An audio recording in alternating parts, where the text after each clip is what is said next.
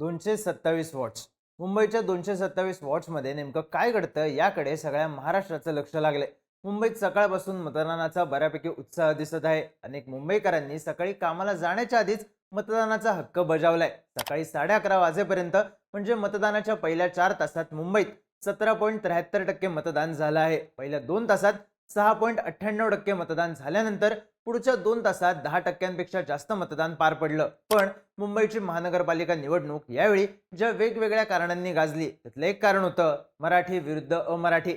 ठाकरे बंधूंनी एकत्र येत मराठी माणसांना ऐक्याची साथ घातली, तर त्यामुळे अमराठी मतदार सुद्धा एकवटतील अशी चर्चा झाली. त्यामुळे मुंबईत सकाळी 11:30 वाजेपर्यंत किती मतदान झालं, मराठी भागात गर्दी होती की अमराठी भागात, आकडे आणि ग्राउंडवरचे रिपोर्टर काय सांगतात पाहूयात या व्हिडिओमधून. नमस्कार, मी चिन्मय आणि तुम्ही पाहताय बोलभिडू. दादरमध्ये मनसेचे उमेदवार यशवंत किल्लेदार हे मतदानासाठी गेले होते तेव्हा त्यांच्याच वॉर्डमध्ये बोगस मतदार महिला आढळली. तर दादरमध्ये काही मराठी मतदारांनी आपलं नाव यादीतून गायब असल्याचा दावा केला. आता या सगळ्यात कुठल्या भागात किती मतदान झालं आहे, तर सुरुवातीला बोलूयात अमराठी बहुल भागांबद्दल.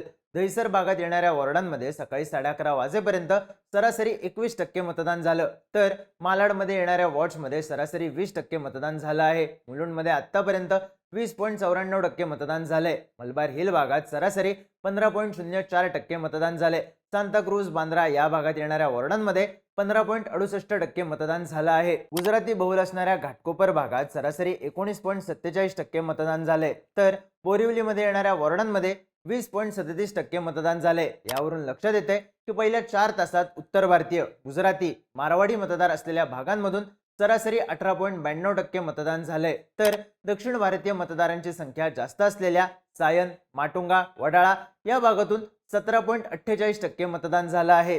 आता हेच मराठी बहुल वॉर्डांमध्ये काय चित्र आहे, तर शिवडी भागात सकाळपासून सरासरी 18.85% मतदान झालं आहे. तर ठाकरेंचा बालेकिल्ला असणाऱ्या दादर माहीमच्या वॉर्डांमध्ये सरासरी 14.85% मतदान झाले. वरळीत 15.11% मतदान झालं आहे. तर जोगेश्वरी भागात 18.98% मतदान झालं आहे. तर भांडूपमध्येही सरासरी 22.28% मतदान झालं असून इथं मतदानाचा मोठा जोर दिसतोय. लालबाग परळ भागात सरासरी 13.98% मतदान झालं आहे.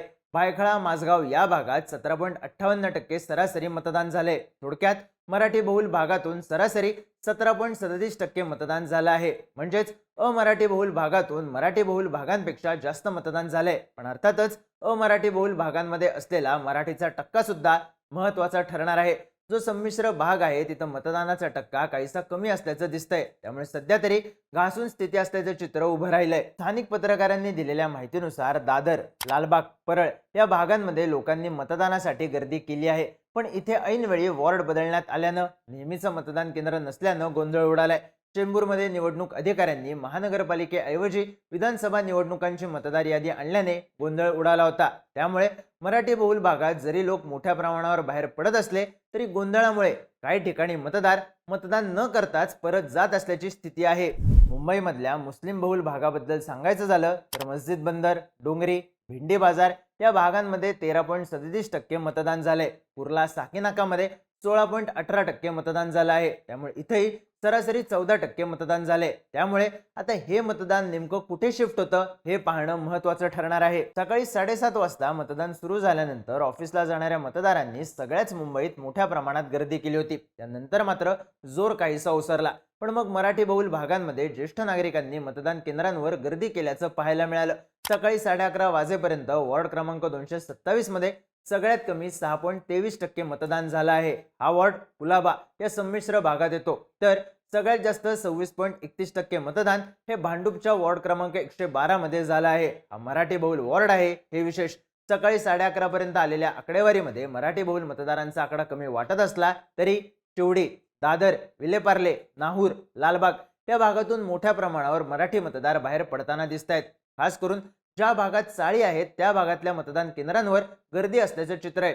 पण अमराठी बहुल भागात जिथे हायराईज बिल्डिंग किंवा उच्चभ्रू परिसर आहे तिथून सकाळी मतदार मोठ्या प्रमाणावर बाहेर पडले, पण त्यानंतर हा जोर ओसरला. मराठी बहुल भागांमध्ये हा जोर वाढत असल्याचं चित्र आहे. त्यामुळे अगदी 1 ते 1.5% फरक मराठी आणि अमराठी बहुल भागात असताना त्यातही अनेक अमराठी बहुल भागांमध्ये मराठी माणसांचं प्राबल्य असलेले 1 ते 2 वॉट्स असताना काटेकी टक्कर असल्याचं चित्र सध्या तरी आहे. पण अर्थात आकडेवारी पाहिली तर ज्या प्रमाणात मराठी मतदार बाहेर पडतील असा ठाकरे बंधूंचा अंदाज होता, तेवढ्या ताकदीने मराठी मतदार पहिल्या टप्प्यात बाहेर न पडल्याचं चित्र दिसून आलं. पण हळूहळू वाढणारी मतदारांची संख्या पारडं कोणाच्या बाजूने झुकवणार हे पाहणं इंटरेस्टिंग असेल. तुमच्या भागात मतदानाचा जोर कसा आहे? तुमची मतं आणि प्रतिक्रिया कमेंट करून नक्की सांगा आणि माहितीपूर्ण व्हिडिओज पाहण्यासाठी बोलबिडूच्या YouTube चॅनलला सबस्क्राईब करायला विसरू नका.